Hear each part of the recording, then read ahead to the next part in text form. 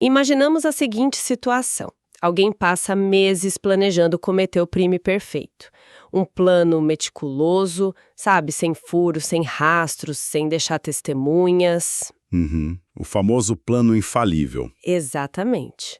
A pessoa vai lá, executa tudo exatamente como pensou e foge da cena. Na teoria, ela está totalmente livre. Mas, de repente, ela descobre que o detetive mais implacável do mundo não é a polícia. O buraco é bem mais embaixo. Pois é, o detetive é a própria biologia dessa pessoa. O próprio corpo começa a traí-la. É uma premissa assustadora, não é? Porque, assim, a gente costuma focar muito na materialidade de um crime. Na fita amarela de isolamento, na marca de giz no chão, na poça de sangue. É o que a gente vê nos filmes, né? Com certeza. Mas o verdadeiro terror, o terror psicológico mesmo, começa quando a cena do crime se transfere para dentro da cabeça de quem cometeu o ato. E é dali que não tem como fugir. Nossa, é muito sufocante pensar por esse lado. E é exatamente por causa dessa tensão que damos as mais calorosas boas-vindas a quem nos escuta hoje. Sejam muito bem-vindos a mais uma prosa boa, ao nosso encontro de hoje. Muito bom estar aqui para mais essa jornada. O nosso mergulho agora vai ser denso, fascinante e, confesso, um pouquinho claustrofóbico também. Nós vamos abrir as páginas de um gigante absoluto da literatura mundial, que é Crime e Castigo, de Fyodor Dostoiévski. Um clássico monumental e publicado originalmente lá em 1866, vale lembrar. Isso mesmo. E tem um detalhe maravilhoso, detalhe técnico sobre a fonte, o material que guia a nossa conversa de hoje. Nós estamos usando uma edição digitalizada pelo coletivo Sabotagem. Ah, sensacional essa escolha. Pois é um grupo incrível que libertou essa obra das convenções mercantis e de direitos autorais, promovendo assim o livre acesso ao conhecimento. É uma atitude que realmente honra o peso e a importância de uma leitura como essa. Com toda certeza, é uma iniciativa fantástica que preserva a universalidade do texto literário. Deixa a arte respirar, sabe? E a nossa missão nessa exploração de hoje é justamente garimpar as pepitas de ouro psicológicas e filosóficas que o autor escondeu nessa narrativa. E olha que são muitas pepitas. A gente vai tentar entender a engrenagem mental de um assassino que se acha, assim, superior à moralidade comum. Exato. E, mais do que isso, vamos observar bem de perto as táticas de uma investigação criminal que aposta todas as fichas no peso esmagador da culpa. É um jogo mental fascinante. Para quem nos escuta agora, a ideia é mostrar que esse calhamaço russo do século XIX não é de jeito nenhum um artefato de museu empoeirado. Longe disso. É um espelho muito nítido e totalmente atemporal de como a mente humana funciona sob extrema pressão. Bom, para a gente entender esse crime, precisamos primeiro pisar no ambiente, no cenário físico que gerou essa tragédia. E, caramba, que ambiente pesado. É denso, é opressivo o tempo todo. Demais.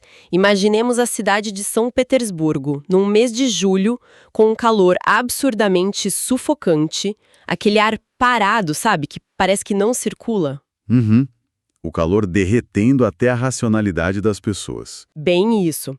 O nosso personagem central, o Raskolnikov, ele vive num cubículo que fica logo debaixo do telhado de um prédio. O lugar é descrito como algo que parece mais um armário espremido ou até um caixão do que um quarto de verdade.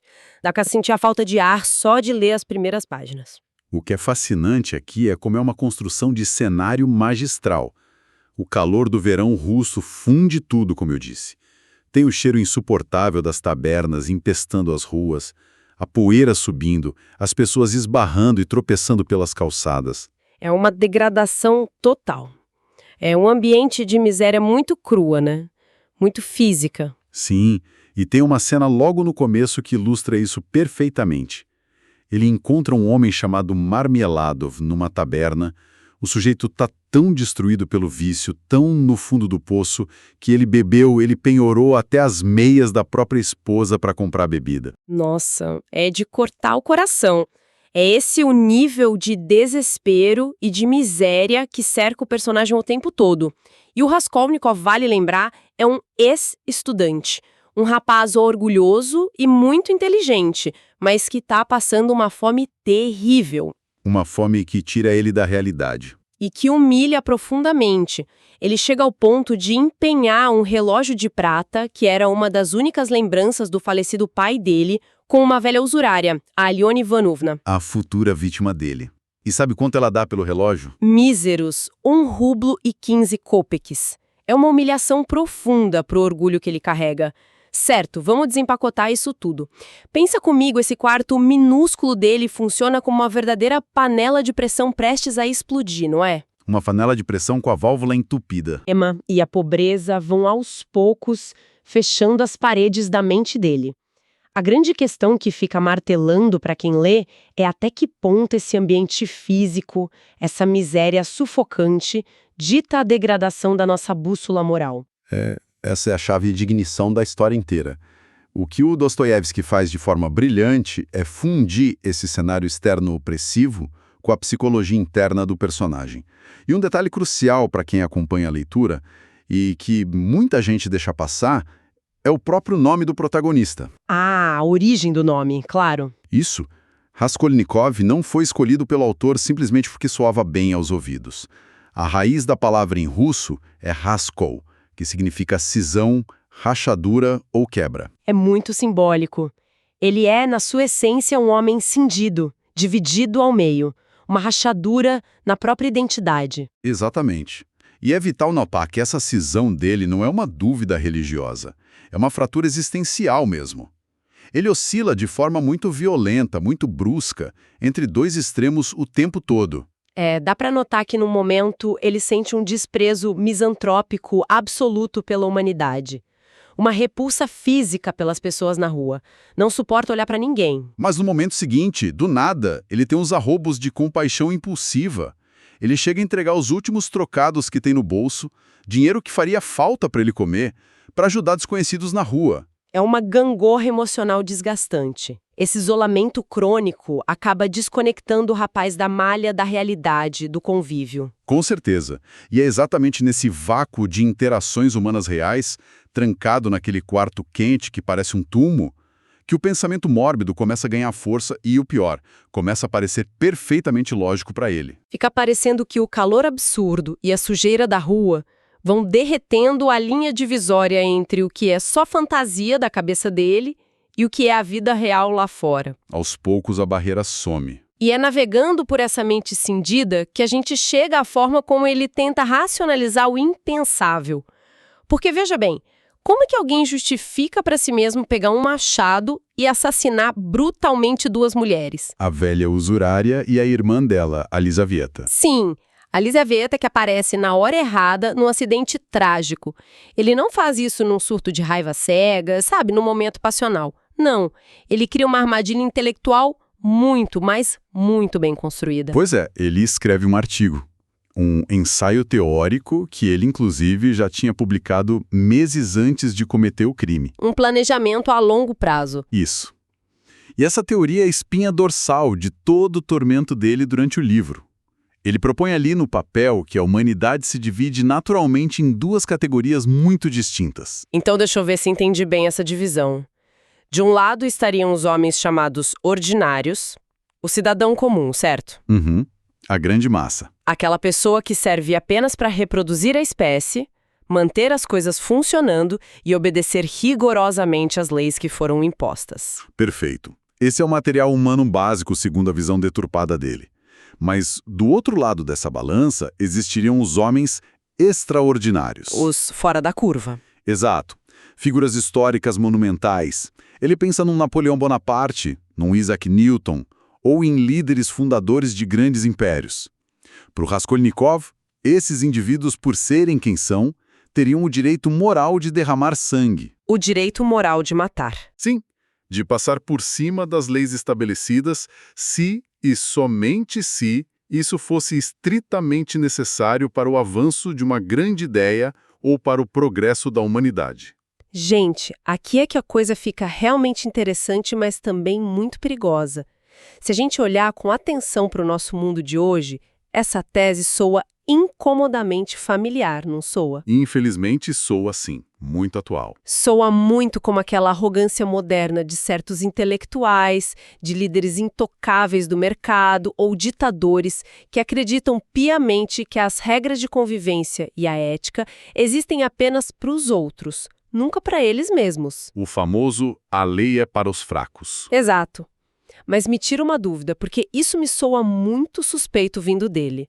Isso é realmente uma grande tese filosófica que ele formulou de coração, ou na verdade é só uma desculpa intelectualmente pomposa, cheia de palavras bonitas, para encobrir um assalto a uma velha? Um assalto motivado pela miséria e pela fome, você diz. Sim, porque é de uma ironia brutal ele classificar a velha usurária que ele mata como um mero piolho. Ele diz que ela é um estorvo que suga a sociedade e por isso merecia morrer. Olha, a ironia é imensa e você tocou exatamente no ponto nevrálgico da obra. O Raskolnikov tenta desesperadamente a todo custo convencer a si mesmo de que não é um assaltante comum. Ele quer acreditar que o assassinato é um ato de limpeza social e de grandeza histórica. Uma missão elevada. Isso. Mas ele descobre, da pior maneira possível, a grande falha estrutural da sua teoria. A tese, que parecia maravilhosa no papel, ignora completamente a peça mais complexa e indomável da engrenagem. Ela ignora a própria consciência humana. A biologia, como você bem pontuou no início. Mas como assim a biologia? O corpo dele reage contra a ideia lógica. Totalmente. Pensa bem, o intelecto dele planejou o que seria o crime perfeito. A logística estava pronta. Ele contou literalmente os passos da porta dele até a casa da vítima, ele calculou o horário em que não teria ninguém. A teoria já tinha justificado o ato na cabeça dele. Ele era o dono da razão. Exato, mas no segundo em que o machado desce, a emoção e o corpo falham de forma catastrófica. Logo após o assassinato, ele não se sente como um Napoleão triunfante. Longe disso. Ele desmaia, ele tem delírios paranoicos, ele cai de cama com uma febre terrível. Nossa, tremendo de frio no meio do verão sufocante de São Petersburgo é o corpo entrando em colapso. A natureza humana se rebela com força total contra aquele intelecto frio. Ele percebe na própria pele, sentindo calafrios, que a inteligência absoluta, quando é totalmente desprovida de empatia, é apenas uma forma muito primária e destrutiva de auto-engano. É o corpo dele dizendo: você não é um deus, você não é extraordinário, você é só um ser humano que acabou de cometer uma atrocidade. É o choque de realidade. Pois é. E aí o crime acontece, a teoria brilhante dele desmorona diante do cheiro forte do sangue derramado, mas o castigo judicial demora muito a chegar. O que começa logo depois do assassinato é um jogo psicológico implacável, de gato e rato. Um jogo de mentes fascinante. E o maestro, o grande arquiteto desse jogo investigativo, é o juiz de instrução responsável pelo caso, o Porfírio Pietrovich. A dinâmica que esse homem cria é de cair o queixo, é brilhante. Pelo que a gente observa, o Porfírio, no fundo, sabe perfeitamente que o nosso protagonista é o assassino. Ele tem quase certeza desde o começo. Sim, ele leu o artigo sobre os homens extraordinários, ele conversou com o rapaz, percebeu o nervosismo, juntou todas as peças do quebra-cabeça, mas ele simplesmente não efetua a prisão. Ele não prende. E se conectarmos isso ao cenário maior, a gente entende a genialidade dele. Ele prefere deixar o suspeito solto. Deixa ele caminhando livremente pela cidade, conversando com as pessoas, voltando para o quartinho. Ele aposta que a própria mente do criminoso vai fazer o trabalho pesado de devorá-lo por dentro. Mas espera aí, vamos pensar bem na gravidade da situação. O investigador tem um suspeito de ser um assassino duplo que usou um machado de forma brutal, solto pelas ruas de São Petersburgo. É o que parece, né? Como ele sabe que o cara não vai surtar de vez e matar uma terceira pessoa? Como ele tem certeza absoluta de que ele não vai simplesmente pegar um trem e sumir do mapa para sempre? Isso só como uma negligência absurda do trabalho da polícia. Vendo de fora, soa mesmo. É um risco gigantesco deixar a segurança pública na mão vacilante da consciência de um criminoso. Olha, é um risco altíssimo, sem dúvida nenhuma. E de uma perspectiva puramente policial moderna, seria considerado loucura total, uma irresponsabilidade. Mas precisamos entender a tática investigativa muito peculiar do Porfírio. Ele joga xadrez com a mente do suspeito. Exato. Ele tem uma compreensão quase assustadora da alma humana. Tem um momento, num dos embates épicos entre os dois, que ele chega a dizer que um camponês comum, alguém sem instrução, talvez fosse para as estepes, tentar se esconder nas florestas. Faz sentido. Mas um homem culto, extremamente orgulhoso e atormentado como Raskolnikov, esse preferiria a prisão a viver fugindo da própria sombra e da própria consciência pelo resto da vida. Caramba, é um interrogatório às avessas. É genial. Ao invés de prender o corpo na cela, ele prende a mente na liberdade. É uma prisão sem muros. E tem até aquele caso bizarro no meio da investigação do pintor, o Nikolai, né? Um sujeito inocente que aparece na delegacia do nada e confessa o crime falsamente. Ele diz que foi ele quem matou. E ele faz isso só porque tinha uns delírios religiosos e sentia que precisava aceitar a dor do mundo. Um sacrifício inútil, no fim das contas. Sim. Isso bagunça toda a investigação formal, mas o juiz Porfírio não se abala. Ele continua focado no alvo. Enquanto isso, o verdadeiro assassino fica orbitando a delegacia, tendo comportamentos super erráticos. Ele fica testando os limites provocados pela culpa. Ele chega a voltar à cena do crime. Ele vai lá, toca a campainha do apartamento da velha e ainda tem a audácia de perguntar de forma provocativa aos operários que estavam pintando o local sobre a poça de sangue que tinha no chão. É quase um pedido desesperado, um grito silencioso para ser pego. Exato. O investigador sabe que não precisa sair correndo atrás dele. O Porfírio não busca uma simples condenação jurídica imediata, sabe? Daquelas que encerram o caso rápido num arquivo de papel e o juiz vai para casa dormir tranquilo. Ele quer mais do que isso. Muito mais. Ele busca uma rendição moral. O que o autor deixa maravilhosamente claro nesse jogo de gato e rato é que o verdadeiro castigo que dá título à obra não é de forma alguma a sentença formal de trabalhos forçados que um tribunal possa dar. O castigo já estava acontecendo. O castigo brutal é a febre, é a paranoia contínua, é o pavor que ele sente a cada batida inesperada na porta. E, principalmente, a solidão absoluta que se instala na alma dele segundos após a machadada.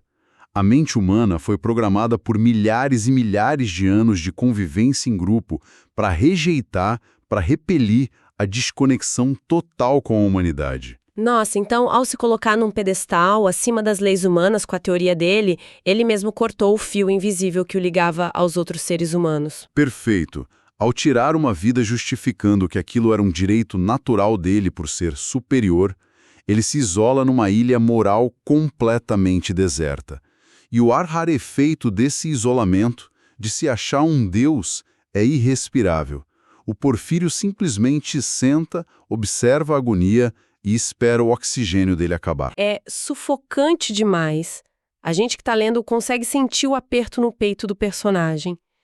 E o mais engenhoso de tudo isso é que o Raskolnikov não está sozinho andando por essa cidade sombria cheia de dilemas morais.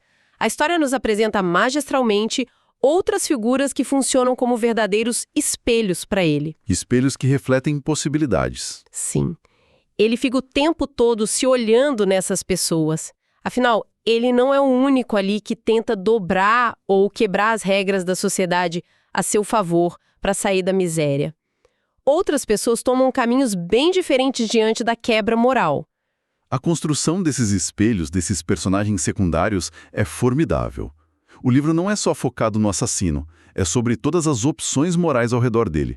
Vamos pegar, por exemplo, o caso do primeiro grande espelho, um homem chamado Piotr Pietrovich Luzhin. Ah, o Luzhin. Esse é o sujeito engravatado que quer casar com a irmã do protagonista, a Dunya, não é isso? Isso mesmo. O Luzhin é a encarnação perfeita do egoísmo burguês da época. Ele é o homem que quebra a moralidade não por causa de uma grande tese filosófica de superioridade, mas pela pura ganância e pelo desejo mesquinho de controle. O aproveitador. Total.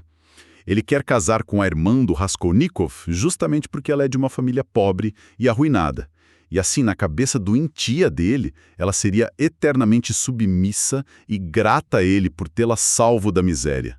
E quando o protagonista, o irmão dela, percebe isso e atrapalha os planos dele, O Lúthien mostra as garras, né? ele tenta se vingar de uma forma baixíssima. Durante um velório, de forma muito furtiva, ele esconde uma nota de 100 rublos no bolso de uma moça inocente. O plano dele era acusá-la de roubo na frente de todos para se sair como o grande moralista e destruir a reputação de quem estava do lado do protagonista. Gente, é uma amoralidade muito mesquinha. Covarde, na verdade. Ele não usa um machado para derramar sangue, mas usa o peso e o poder do dinheiro para tentar destruir a vida dos outros. É nojento. Mas aí, do outro lado, nós temos o outro extremo, que é um espelho ainda mais assustador e profundo. Um homem chamado Arkady Ivanovich Svidrigailov. Ah, o Svidrigailov é o abismo olhando de volta para você. Se o Lúthien representa a ganância rasteira, o Svidrigailov é o cinismo absoluto. É o niilismo na sua forma mais pura e aterradora. Um poço sem fundo. Ele é um libertino, um cara rico que cometeu atrocidades no passado, que abusou de pessoas, e por um acaso macabro do destino, ele acaba escutando a confissão do crime do Raskolnikov. Ele estava escondido atrás de uma porta, só ouvindo. A visão de mundo desse sujeito me deu muitos calafrios quando eu li o material. Tem um diálogo ali no meio do livro onde eles conversam abertamente sobre a vida após a morte, sobre a ideia de eternidade, e o Svidrigailov diz com a maior frieza que não imagina a eternidade como algo espiritual, imenso, celestial e grandioso. A imagem que ele tem da eternidade é deprimente. Muito. Ele acha que a eternidade deve ser apenas um quartinho escuro, sujo, tipo uma casa de banhos no interior, cheio de teias de aranha espalhadas pelos cantos, e só. É um vazio assombroso. Ele é tão descolado da humanidade, tão alheio a qualquer sentimento bom que o desfecho dele é chocante. É o fim natural para o niilismo dele. Depois de ser definitivamente rejeitado pela mulher que ele queria obrigar a ficar com ele, a própria Dunya, irmã do protagonista, ele não faz nenhum drama. Ele simplesmente distribui uma parte do dinheiro dele para uns órfãos, vai para a rua e comete suicídio dando um tiro na própria cabeça debaixo de uma chuva gelada. Sem carta, sem choro, apenas como quem desliga o interruptor de luz. É assustador. E é assim porque, para os Svidrigailov, nada tem sentido. Nem o bem, nem o mal, nem o amor, nem a dor. Tudo é igual. E ele é o reflexo perturbador daquilo em que o nosso protagonista se transformaria se por acaso o remorso não o devorasse. É o destino final da teoria, se a biologia não atrapalhasse. Exato. Se a teoria do homem extraordinário desse totalmente certo e o Raskolnikov não sentisse um pingo de culpa física ou mental, ele acabaria exatamente como os Svidrigailov. Num vácuo interno tão devastador, tão silencioso que o único desfecho lógico e possível é a autodestruição. A impunidade moral, no fim das contas, gera um tédio mortal. Que análise impressionante! A impunidade como um fardo. E é aí, bem no meio dessa escuridão toda, cercado pela ganância de um e pelo vazio aterrorizante do outro, que surge a luz da história. A figura da Sônia, a Sônia Semyonovna. A personagem mais pura de todo o romance. Uma moça muito, muito jovem, quase uma adolescente, que foi empurrada de forma cruel para a prostituição.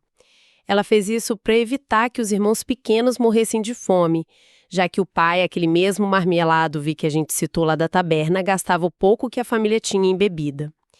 A Sônia é literalmente o coração puro resistindo bravamente no lodo da cidade. Uma resistência silenciosa movida a amor. E ela é a antítese perfeita, o contraponto exato de todo aquele raciocínio lógico, frio e calculista que o assassino tanto idolatrava. Tem uma cena entre os dois, num quarto à meia luz, que me parece o ponto de virada definitivo de toda a história. A cena da leitura, sem a menor dúvida. É um dos momentos de maior força literária não só desse romance, mas da literatura em geral. A Sônia, que é uma pessoa miúda e que carrega a vergonha e a dor do mundo inteiro nos ombros, senta-se no quarto escuro com o Raskolnikov. um ambiente de confissão quase. E com a voz trêmula forçada pelas circunstâncias e pelos questionamentos incisivos que ele faz a ela pega a Bíblia e começa a ler uma passagem muito, muito específica do Novo Testamento, a história da ressurreição de Lázaro. Eu confesso que parei e fiquei pensando por que logo Lázaro, dentre tantas histórias que ela poderia ter escolhido. Porque a Sônia, com a sua intuição aguçada e com uma empatia profunda que transcende qualquer teoria, ela enxerga com clareza exatamente o estado da alma do Raskolnikov. Ela olha para os olhos dele e vê um homem que não está apenas confuso ou deprimido. Ele está morto. Espiritualmente, ele é o próprio Lázaro. Ele está morto há 4 dias. A propósito, 4 dias é o tempo exato que se passou desde o assassinato quando essa cena acontece. Uau, um detalhe genial. O cadáver moral dele. O cadáver moral dele já está cheirando mal desde o exato momento em que o machado caiu sobre a vítima. O intelecto, aquela tese de superioridade, simplesmente matou a alma dele. Ela lê aquela passagem de Lázaro porque entende que para ele voltar a ser humano não basta uma simples correção lógica de pensamento. Não é um debate intelectual. Não. Ele precisa de um milagre interno, de uma ressurreição completa. A Sônia é a porta estreita que conduz ele de volta à vida. E essa passagem é feita através da dor compartilhada. Que coisa mais linda e triste ao mesmo tempo. Sufocado por todos esses espelhos, acossado pelo investigador que não dá trégua nenhuma e não aguentando mais o grito ensurdecedor da própria consciência, a panela de pressão finalmente não suporta mais. Chega ao limite da capacidade humana. Acontece a grande confissão. Ele entra na delegacia, vacila um pouco, mas diz em voz alta e clara: fui eu quem matou a velha usurária e a irmã dela, a Lisavieta, com uma machada e as roubei. E o final, juridicamente falando, chega a ser até brando dadas as circunstâncias brutais do crime. A justiça da época encontrou atenuantes. Ele recebe uma pena de 8 anos de trabalhos forçados na Sibéria. E isso porque o juiz levou em conta várias coisas, a confissão espontânea dele, o fato muito curioso de que o dinheiro roubado não foi usado, ele enterrou e nem sabia quanto tinha, e até o histórico dele na universidade. Quando ele ajudava colegas doentes e doava o que não tinha, mostrando que ele tinha bondade. Sim, mas a prisão física em si, as grades enferrujadas e o vento gelado da Sibéria, tudo isso é apenas o cenário de fundo. Quando eu li sobre o que acontece já lá na prisão, eu fiquei profundamente perturbada. Porque, já cumprindo a pena, por meses e meses a fio, o orgulho intelectual do Raskolnikov continua absolutamente intacto, intocável. É um detalhe que choca muito quem lê de fato. A gente espera uma redenção imediata. Mas não tem. Ele não sente um pingo de arrependimento genuíno pelo assassinato da velha usurária. Pelo contrário, ele sente raiva. Raiva da própria fraqueza biológica dele. Raiva de ter tido febre e delírio. Raiva por não ter tido estômago de aço para sustentar o peso da própria teoria na prática. Ele continua achando, lá na Sibéria, que a teoria estava certíssima e ele, apenas como indivíduo falho, foi um fracasso.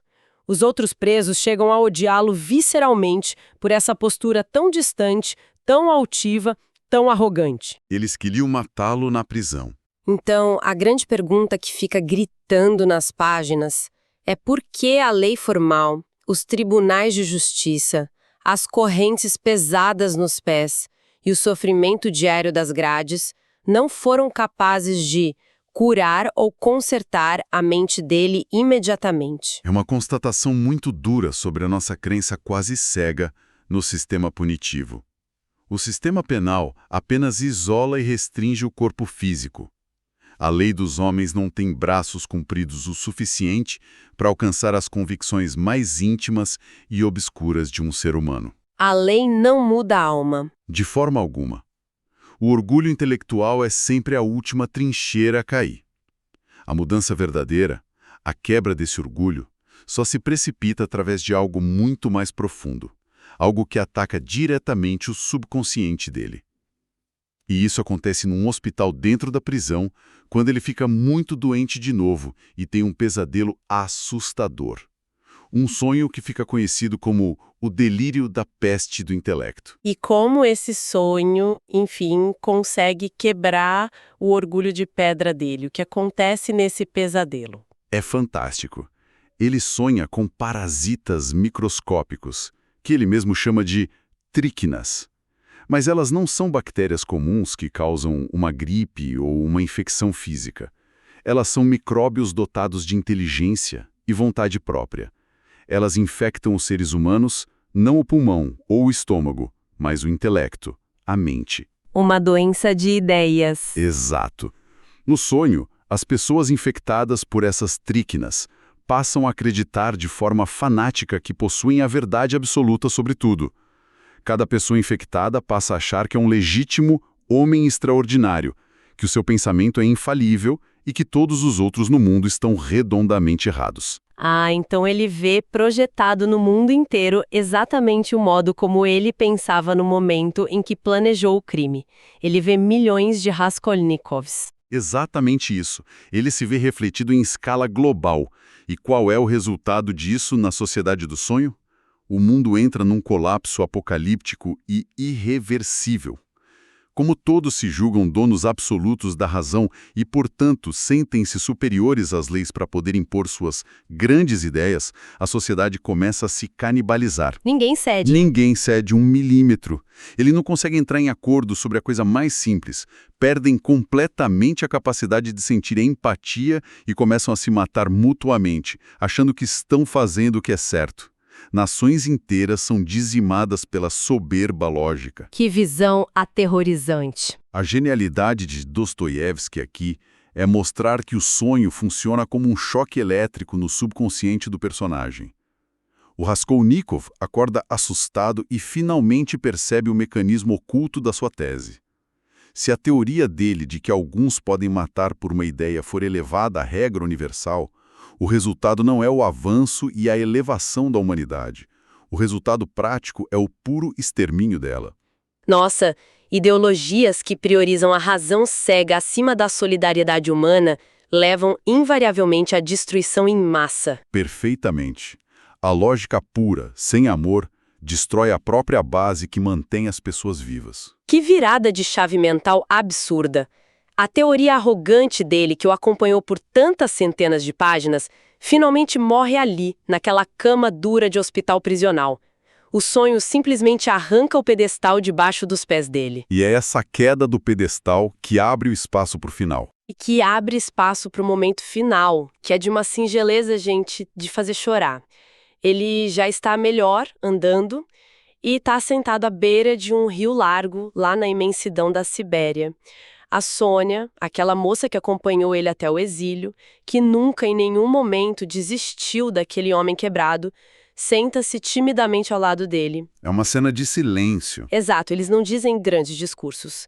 Mas, de repente, sem nenhuma explicação lógica, aquele peso indescritível, aquela cisão amarga no peito dele, simplesmente se desfaz.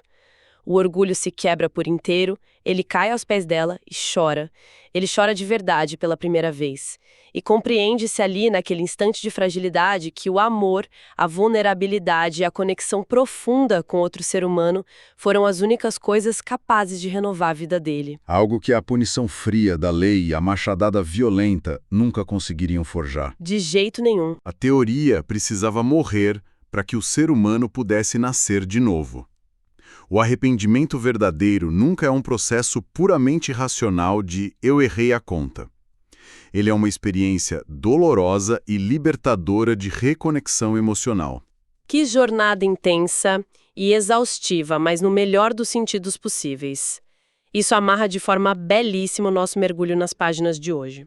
Para quem está nos escutando, a grande lição que ressoa com todos nós é que não importa o quão brilhantes ou bem estruturadas sejam as nossas justificativas lógicas, podemos criar as teses mais sofisticadas. Sim, nós podemos construir defesas magníficas para justificar lá no fundo os nossos piores atos e egoísmo diários.